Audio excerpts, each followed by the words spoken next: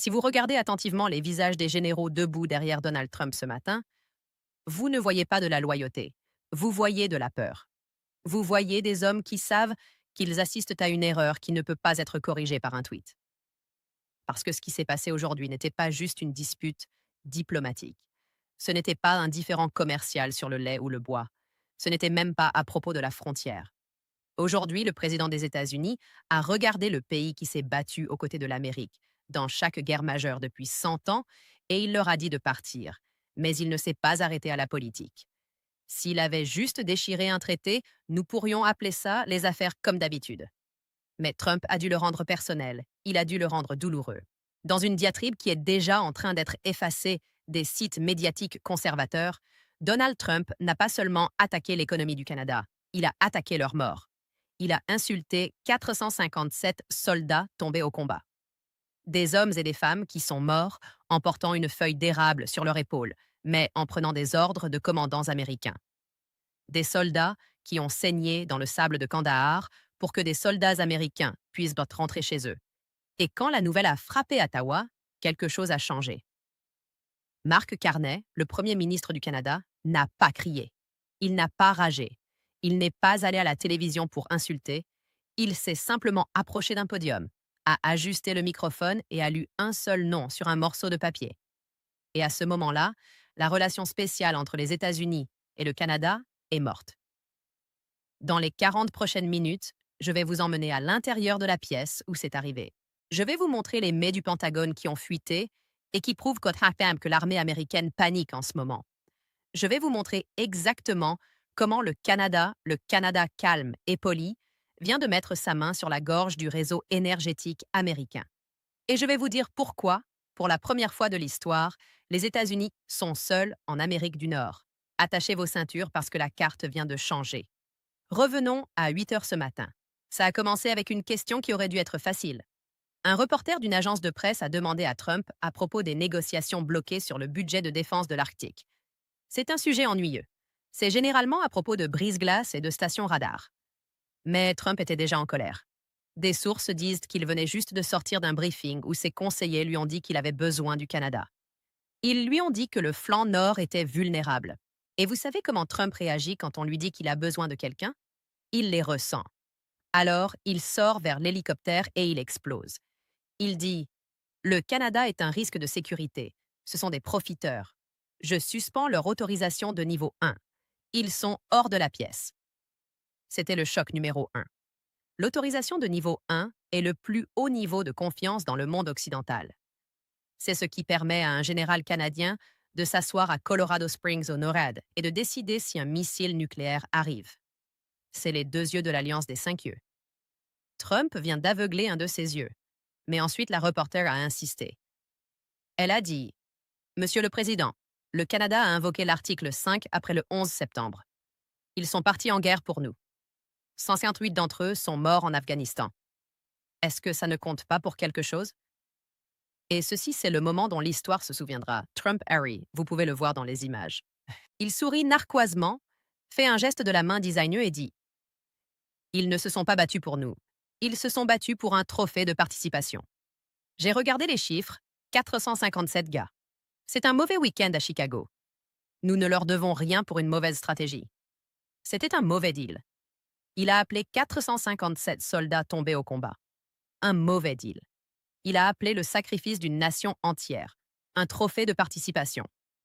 Il ne parlait pas de tarifs, il parlait de sang. Maintenant, imaginez que vous êtes une mère canadienne en Saskatchewan qui a perdu son fils en 2008 dans une bombe artisanale destinée à un convoi américain. Vous regardez votre télévision et le commandant en chef de l'Alliance se moque de la mort de votre fils. La réaction à Ottawa n'était pas politique, elle était primale. En moins de 10 minutes, le hashtag numéro 45557 était en tendance mondiale. Mais ce n'était pas juste des bots, c'était des photos. Des milliers de photos de soldats canadiens portant des soldats américains. Des photos de cercueils drapés de drapeaux voyageant le long de l'autoroute des héros. Et à l'intérieur de la Maison-Blanche, les téléphones ont commencé à sonner et ils n'ont pas arrêté. Pendant que Twitter explosait, un type d'explosion différent se produisait au Pentagone. Vous devez comprendre quelque chose que Trump ne comprend pas. La géographie n'est pas une négociation. Les États-Unis ont une vulnérabilité massive et béante. Ça s'appelle le Nord. Si la Russie ou la Chine décident un jour de lancer une frappe nucléaire, hypersonique ou conventionnelle, elle vient par le pôle Nord, elle vient par l'Arctique. Et devinez sur la Terre de qui ils doivent voler avant de frapper l'Amérique, le Canada. Pendant 60 ans, les États-Unis ont compté sur une série de stations radars, de postes d'écoute et de bases d'opérations avancées situées profondément dans l'Arctique canadien. C'est le système d'alerte du Nord. Quand Trump a dit «sortez-les de la pièce», il n'a pas juste blessé des sentiments, il a déclenché un effondrement légal. Nous avons obtenu un mémo qui a fuité, reçu un circulant parmi les chefs d'état-major interarmés cet après-midi. La ligne d'objet est simplement panne opérationnelle secteur Nord. Le MEMOOD avertit que si le Canada reposte en restreignant l'accès américain à ses bases du Nord, les États-Unis perdent 40% de leur capacité de détection d'alerte précoce. 40%. Cela signifie que si un missile hypersonique est lancé, nous le voyons 15 minutes plus tard que d'habitude. Dans une guerre nucléaire, 15 minutes, c'est la différence entre intercepter le missile et perdre New York. Trump pense qu'il détient toutes les cartes parce que l'Amérique a les armes nucléaires, mais le Canada détient les jumelles, et vous ne pouvez pas tirer sur ce que vous ne pouvez pas voir. À midi aujourd'hui, des rapports ont confirmé que des officiers canadiens au quartier général du NORAD au Colorado faisaient bien leur carton. Ce sont des hommes et des femmes qui se sont assis côte à côte avec des Américains pendant des décennies. Un colonel de l'US Air Force, parlant sous condition d'anonymat, a dit à un reporter: c'était comme un divorce, où le père met la mère à la porte, mais oublie qu'elle a les clés de la voiture. Nous sommes enfermés à l'extérieur de notre propre réseau de défense. C'est le chaos que Trump a créé. Il a échangé la sécurité nationale contre une phrase choc. Et pendant qu'il se vantait d'être dur, l'armée de l'air russe regardait sans aucun doute, prenait des notes et se préparait à tester exactement à quel point nous sommes devenus aveugles. Maintenant, regardons l'autre côté de l'échiquier. Mark Carney n'est pas un politicien, de la manière dont Trump est un politicien. Trump est un expert en branding. Carney est un banquier central. Trump traite avec l'émotion. Carney traite avec le risque. Carney a dirigé la Banque d'Angleterre. Il a dirigé la Banque du Canada. Il stabilise des économies pour gagner sa vie. Il sait exactement où sont les points de pression. Quand la nouvelle de l'insulte a éclaté, tout le monde s'attendait à ce que Carney crie. Tout le monde s'attendait à un discours enflammé sur le patriotisme. Au lieu de ça, il est allé au musée de la guerre à Ottawa. Il s'est tenu devant la tombe du soldat inconnu. Il n'a pas mentionné le nom de Trump. Il n'a pas mentionné la guerre commerciale. Il a simplement dit aux familles des 457 : votre sacrifice a acheté la liberté de 2 nations. Si notre voisin a oublié le prix de cette liberté, alors nous devons leur rappeler sa valeur. Et puis il a laissé tomber le marteau. Carney a annoncé Opération Nord souverain. Ça ressemble à un exercice militaire. Ce n'en est pas un. C'est un siège économique reçu d'eux, l'audit énergétique. Avec effet immédiat, le gouvernement canadien a initié une revue de sécurité nationale de toutes les exportations d'énergie destinées aux États-Unis. Carney a utilisé exactement le même langage légal que Trump utilise.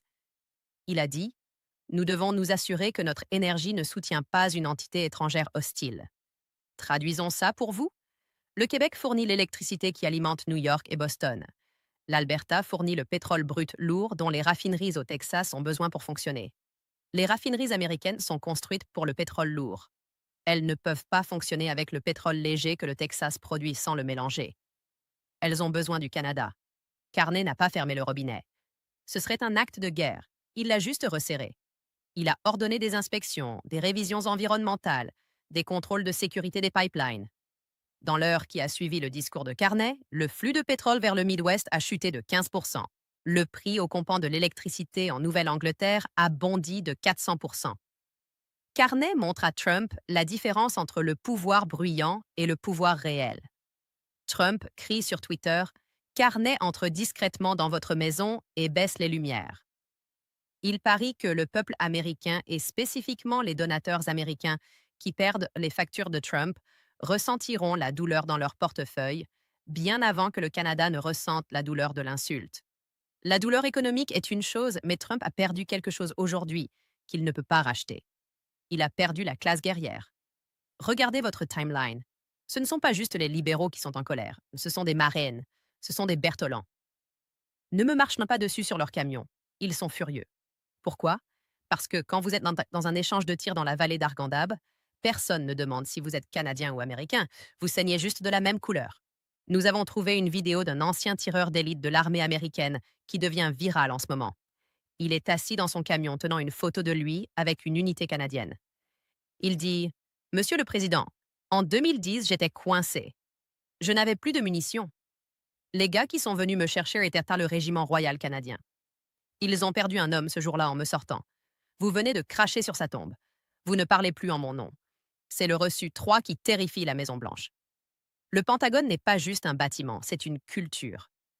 Et cette culture est construite sur l'honneur. En se moquant des morts d'un allié, Trump a violé le code des personnes, même qu'il s'attend à ce qu'elles le saluent.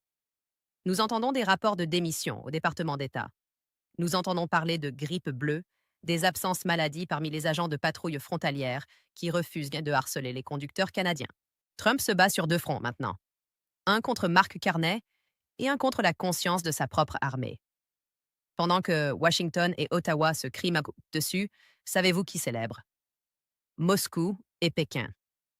Pendant 20 ans, la Russie a essayé de briser l'alliance nord-américaine. Ils ont essayé les espions, ils ont essayé les cyberattaques, ils ont essayé la propagande, mais ils n'ont jamais réussi. Le lien était trop fort. Aujourd'hui, Donald Trump a fait pour Vladimir Poutine ce que Poutine n'a jamais pu faire pour lui-même. Il a brisé le bouclier. Reçu 4, le vol de bombardiers russes. Il y a juste 2 heures, le NORAD qui opère maintenant dans le chaos a détecté 4 bombardiers russes Bow approchant de la zone d'identification de défense aérienne de l'Alaska. Habituellement, les avions américains et canadiens décolleraient ensemble pour les intercepter. C'est une danse chorégraphiée. Ils le font tous les mois. Mais aujourd'hui, confusion. Qui lance? Les Canadiens sont-ils autorisés à partager les données de suivi? Le lien crypté est-il actif? Les bombardiers ont fait demi-tour avant d'entrer dans l'espace aérien. Mais le message était clair. La Russie testait la poignée de porte et ils l'ont trouvée déverrouillée. Pendant ce temps, la Chine vient de publier une déclaration. Elle était courte et polie. Elle a invité le Premier ministre Carney à Pékin la semaine prochaine pour discuter de la stabilité et des minéraux de terres rares. C'est le scénario cauchemar. Si le Canada pivote loin des États-Unis, ils ne disparaissent pas simplement. Ils vont ailleurs.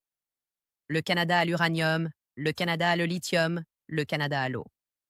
Si Carney décide que les États-Unis sont un partenaire peu fiable et qu'il signe un pacte commercial avec l'Europe ou l'Asie pour remplacer le marché américain, les États-Unis perdent leur arrière-cour de ressources. Trump pense qu'il isole le Canada. En réalité, il isole l'Amérique.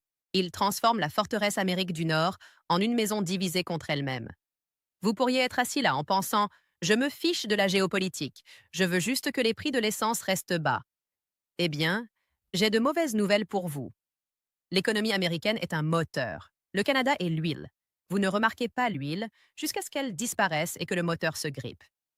Voici ce qui se passe dans les prochaines 72 heures si ce n'est pas réglé. 1.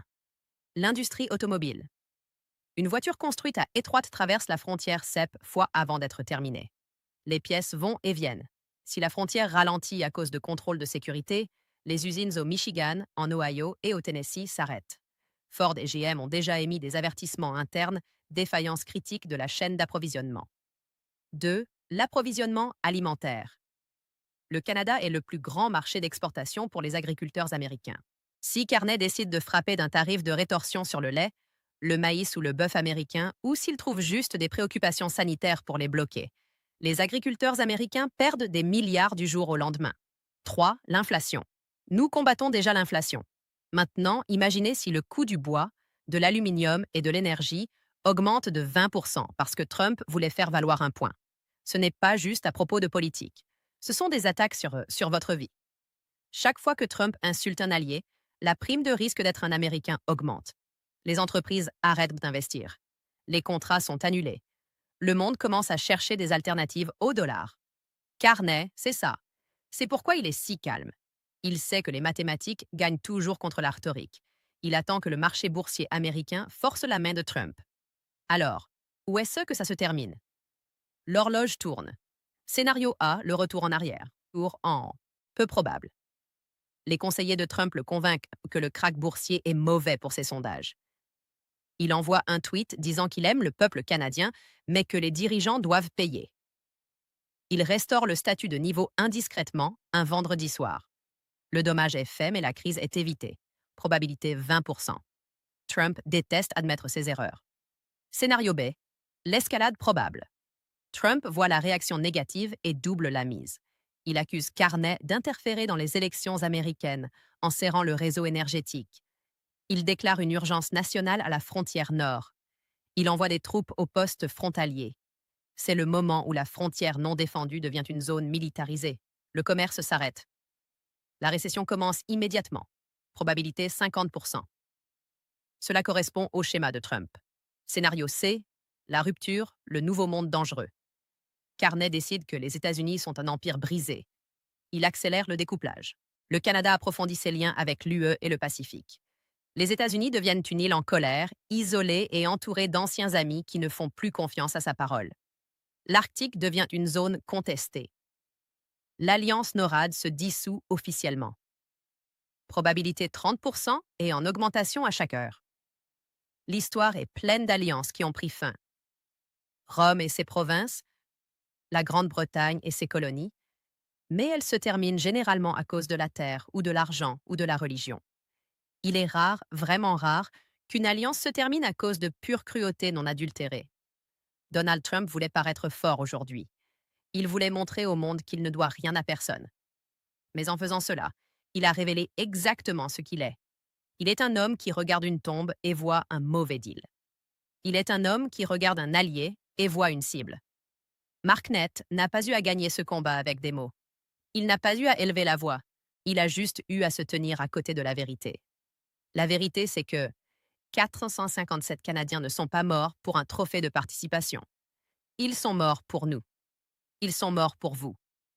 Et aujourd'hui, pour la première fois de notre histoire, nous n'avons pas dit merci.